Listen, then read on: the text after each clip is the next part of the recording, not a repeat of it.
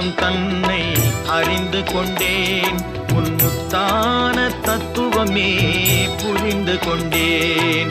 முருகா உன் குணம் தன்னை அறிந்து கொண்டேன். உன் முத்தான தத்துவமே புரிந்து கொண்டேன்.